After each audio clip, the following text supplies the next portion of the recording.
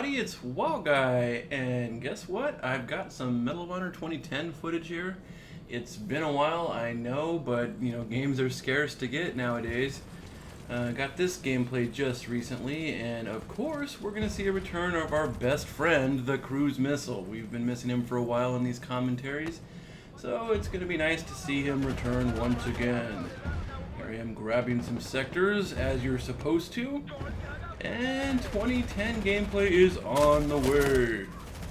Now, I sometimes get a little bit rusty when I haven't played a game for a while and I've been playing a similar game in the same genre and gotten used to it, like Warfighter. So I wasn't quite sure how I'd perform coming back to this game, and it did feel awkward. I mean, it doesn't play exactly the same way. In my opinion, 2010 is a much more graceful game as far as movement. You can really pretty much go anywhere as long as you follow the physics that are implemented in the game world. I have to say, playing this game again after all this time, it feels really good. It reminds me of all the great times I've had while playing this game over the past couple years, and there were a lot of good times, trust me. This is a really good game. It's a shame it never got the support it needed to really see its full potential, but even so, even with all that, it's still my second favorite online FPS of all time, and good times are had. Good times can still be had if there's a server to play in with people, which isn't too common anymore, unfortunately. Meowth and I started playing Medal of Honor 2010 somewhere around March or April of 2011. We didn't jump on the game right away, but once we did get a chance to play the game, we got into it pretty heavy for a while, up until just recently when Warfighter came out. So it served us well for a couple years. A lot of you may know, or may not know, I don't know, that we didn't fancy combat mission very much at all, and we've never really gone into full detail about why, but that's not what this commentary is about, so we'll still refrain from doing that. The fact is, we pretty much only played Sector Control and Team Deathmatch, which left us to only 5 maps. Not that playing the other modes would have given us more than maybe 3 more maps, but we had 5 maps. And even with that, the game never became boring for us. Each round was exciting, we loved playing it. I like to think of it as like the game of basketball or football. You don't get tired of playing basketball because the court is always the same with the same dimensions and same features. And you don't get tired of playing football just because it's the same type of field every time. So why should I have to have a bunch of maps? If a game's fun, if the game is pure and enjoyable, it would be fun if you only had one map to play on. Don't get me wrong, I love having a lot of maps. I like to have as many maps as possible. I think it adds a variety to the experience and it's a lot of fun. I just wanted to make a point that there was only 5 maps to 2010 for us, and we played the crap out of it for a couple years. And we would have played it maybe if there was only 1 map. And I think that speaks to the strength of how good the game was. The formula of the game was just well done, well constructed, and it stands on its own basically. It doesn't need frills, a whole bunch of little extra additions and downloadable content and maps. That's a good thing. We never got downloadable content, really. But it stands on its own, and it was fun, regardless of the limited number of maps or anything. So I consider it a well-constructed game, and it was just enjoyable. Medal of Honor 2010 did not have the life that we all wanted for. We really would have hoped that it would have caught on and become a huge hit. But that said, it was still pretty popular, and numbers hung on for quite some time, for a couple years. And that's more than you can say for a lot of pretty popular games. So we got to play it for a while, and that was good, and we all had a good time. But as of late, numbers have been shrinking quite a bit. I mean, they have been shrinking further and further for some time, especially on PC. And, that's something we've had to deal with. But amidst all that, my server, as one of the top servers in the game, continued to get good numbers, and it was full or busy most of the time throughout a day, and you could pretty much get a game when you wanted to. That's becoming less and less of a case, unfortunately. I mean, with the release of Warfighter, this game's supposed successor, you've had a further number shrink as some people have migrated to that game, or even to other newer games like Black Ops 2 or gone to Battlefield 3, stuff like that. The numbers have just shrunk, and I guess with the release of a bunch of new games, it's kind of expected.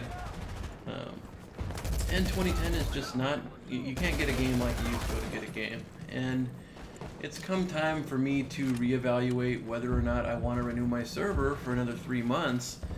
And I'm looking at the numbers, and I'm thinking, yeah, I'm going to renew this. I mean, why wouldn't I? It's still doing well. We've come into January, and with that, there's been a really precipitous drop, and it's, I don't know, it's a little bit confusing. Maybe people got games for Christmas, and they found something they like better than 2010. But whatever the case, I'm now only seeing numbers in my server about 3 hours a day, and not necessarily a full server. And I don't see that as, you know, a really good environment for playing a game. And I see it as kind of a vote by the people that use my server that, you know, they had their fun and they no longer need the server. And so I've decided to pull the plug on my server after all this time. It's a really tough decision to make because I've got a lot of strong sentiment towards Medal of Honor 2010. And also the fact is that if I pull the plug on a server, then, you know, really Meowth and I don't have anywhere else to play because we're banned from the other leading servers, and it just makes it difficult to get gameplay. So a choice to pull the plug on the server is kind of a choice to pull the plug on our ability to play the game, period. And there's going to be a few straggling servers we can still get games in. If they populate, we can maybe get some gameplay, but for the most part, if our server's not going, then we're not going to be able to play. So it's been tough to kind of say goodbye to 2010. And I guess the time was coming. We knew it was coming. I mean, we were looking forward to a successor to 2010 to kind of just take the place because, you know, the writing was on the wall. We saw that 2010's numbers have been shrinking for a while. EA's been, you know, more and more ignoring the back end, and servers have been running more and more crappy. The game's become less enjoyable, and that trickles down. People stop playing the game, they quit. It becomes too frustrating or annoying, and they just leave. And we've been seeing that. And then of course you have the release of a number of new games, which is going to pull people away naturally, and then just time, period. People get tired of playing the same game over time. I mean, I wouldn't say that happened to us.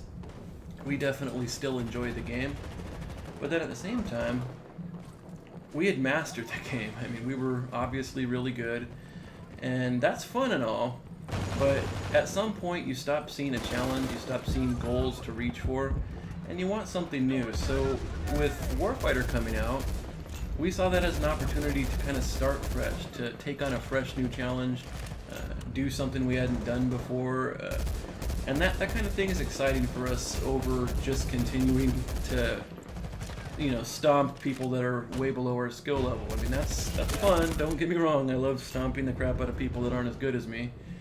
But in the end, as a competitive person, you miss the competition and you want like new challenges and fresh new challenges. So we've kind of moved on to Warfighter, and we're getting that out of the game. The game is very flawed compared to even 2010. But we enjoy it nonetheless most of the time, and it's a good, fresh, new challenge. We're very happy to have a new game to play, and, you know, actually we'll still be looking for a true successor to 2010, something that can engulf us as much as 2010 did or lock down before it. I don't know if that game can exist in the current FPS climate, but you know, sometimes developers surprise you when something comes along, and then you get attached to it. But in the meantime, Warfighter is good fun. We will be playing a lot of it. We will be playing some other games. I still want to get on Battlefield 3 and try out the last DLC. It does look like it could be a little bit of fun, despite Battlefield 3's, you know, general flaws. And of course, the new Crysis games look good. There's a Rainbow Six game supposedly coming out at some point in the next year or so. I'll be interested to try that. And you never know where things will lead us. We'll obviously be posting footage of games we're playing, whether that's Medal of Honor Warfighter or Black Ops 2 or Battlefield whatever something or another. So just stay tuned, we'll see what happens.